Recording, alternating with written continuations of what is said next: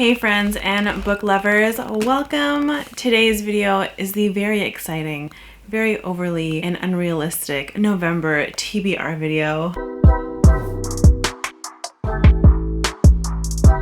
I'm not sure what's come over me, but I want to do a mad dash and get like every book on the planet done before the end of the year. So here we are with this crazy TBR. I'm going to try to finish as many of these books as I can. Right now, with social activities starting up again and life kind of getting up and running again, it's harder to find time to read. So that has been an impediment in my usually more abundant reading schedule. And so I'm gonna see if in November I can maybe dedicate some time to reading, some more time to reading, so we'll see. In that same note, Joanna over at Joanna Sousa is doing a readathon for November. It's called Read Your Damn Series-a-thon, and it's going to be focusing on finishing series and reading sequels, which I think is a really great readathon to be part of, especially for the end of the year, getting everything wrapped up, finishing your series, getting those numbers dwindled down. So I'm excited for that. And even though I am starting a few series this month, I am still going to try to finish some sequels, which I'll talk about in this video, and that will have a lot to do with the series readathon. I don't know what the prompts are going to be yet, and I don't think that there are any graphics as of the filming of this video, but if there are as of the posting of this video, I will include them in the description box down below. Alright, so the first book that I definitely want to read this month is none other than a sequel, and that is The Hero of Ages by Brandon Sanderson. I am looking forward to finally finishing this trilogy. The first two books, Final Empire, Wall of Ascension, as you all know,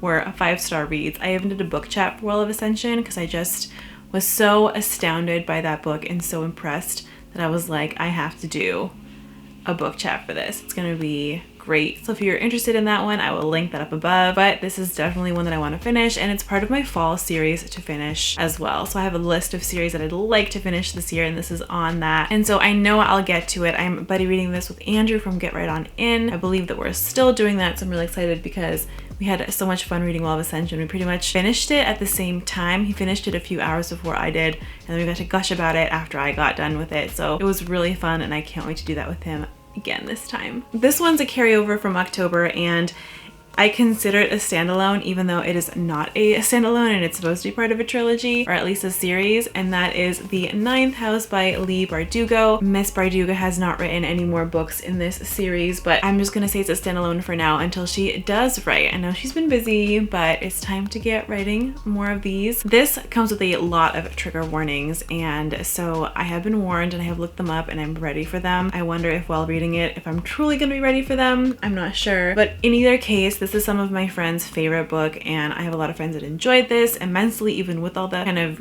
sticky stuff that goes on in this, and it sounds right up my alley. It's set in Yale, it's part of secret societies, we have someone investigating those, and it's everything I need in kind of like a dark academia cool environment. So I'm really excited to finally read this one. If you guys have read it and loved it or hated it, let me know in the comments down below, because I think this book does have some controversy behind it. The next book that I'll be reading is The Poppy War by R.F. Kuang. This was part of my May TBR, but I never ended up getting to it, so I'm finally gonna get to it in November, hopefully. And I'm buddy reading this with Adrienne over at Adrienne Reads. She is also starting the series with me, and neither of us have read it before. I have heard that R.F. Kuang takes absolutely no prisoners and is not afraid to touch your feelings.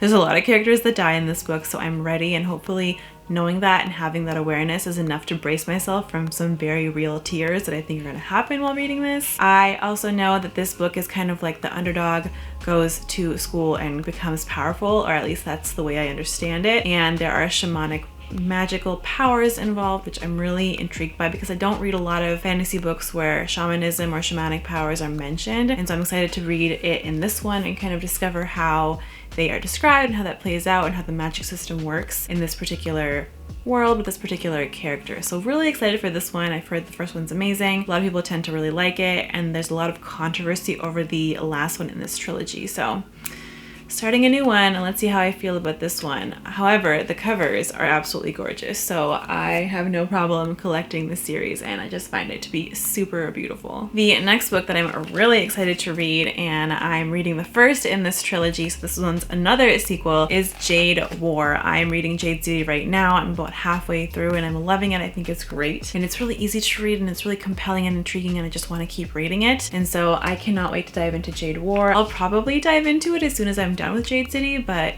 that remains to be seen. I am going away the last weekend of October, so maybe a little tricky to do that. However, I can't wait to read this.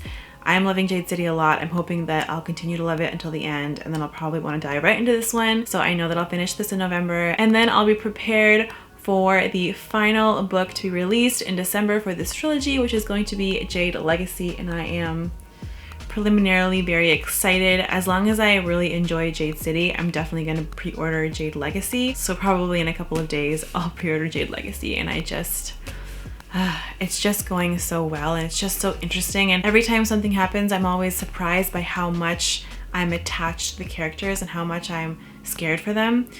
And that is just the mark of some really good writing. And it's a really interesting plot too. It always keeps me guessing. So I'm surprised and happy that I'm really enjoying it. The next one is another beginning of a series, and this one is by uber popular author, especially lately, Robin Hobb. It's Assassin's Apprentice. I'm fairly certain that I've read this trilogy before, and I can't remember it because I have old copies of Fool's Errand, which is I think the next series after Ship of Magic. And knowing me, I probably skipped Ship of Magic because I just wanted to get more of like that world kind of, instead of going into a more like Ship of Magic world. I remember them being kind of different, but I could also be really wrong and just wanted that kind of a setting. So I think I read this series before, and I'm excited to reread it if that's the case, and if not, I'm excited to read it in general for the first time. I'll be buddy reading this with Sharon over at Sharon Dwyer. She is a beast. She reads a ton of books, a lot of horror, a lot of thriller, a lot of fantasy. So I'm excited to start this with her and kind of get into the Robin Hobb hype again, because I do remember from what I recall that she was a really great author, if I'm remembering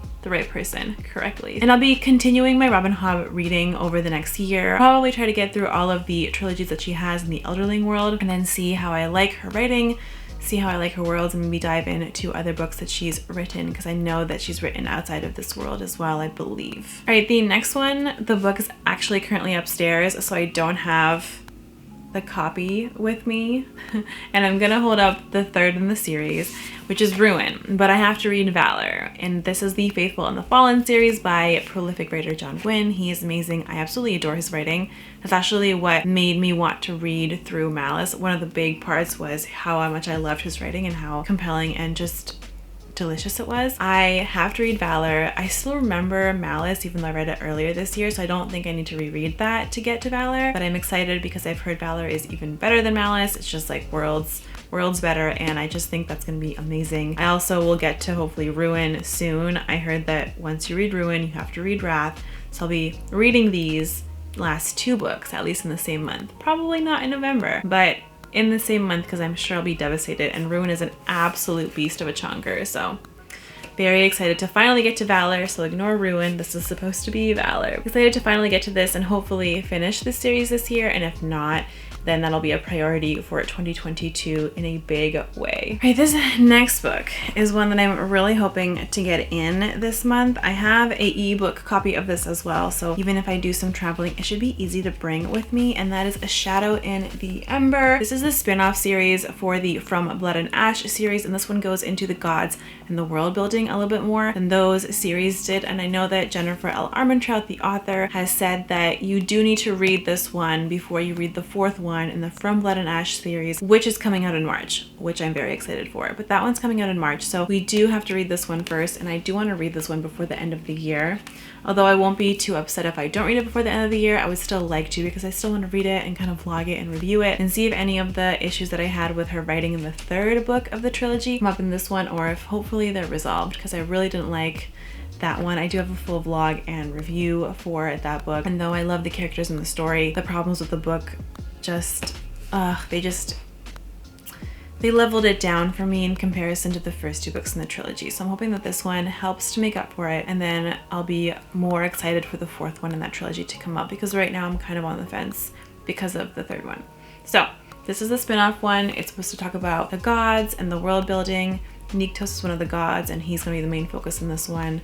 And I'm really intrigued by that because I do think it's going to tie in well, and then a lot of the points that were discussed in the third one are going to come to light in a better and more digestible type of way. This is the last book on my buddy read list, and I'm hoping I get to it because I have a lot. And this one is one that I do want to read, but I'm on the fence because of how chunky it is. I am supposed to read this with Amanda over at The Reading and Writing Life, I believe her channel is called, but she is an absolute monster when it comes to reading books in the best way. I mean, she can get through like half a dozen books a week or something like that. She's just an avid reader. She's a fast reader, I feel like, and she just gets through them so much quicker than me. I hope that I can catch up to her and get this book read in November, but as far as I remember, we are both planning on reading this in November, so hopefully I can catch up to her and read it as well. Otherwise, I'll have to push it back, but I'm really hoping not, and I'm really hoping that I can get to it. It is also a chunker of a book and one that I would really love to read. I've heard a lot of good things, mostly from Starla Reads about it, and that's kind of what got me really intrigued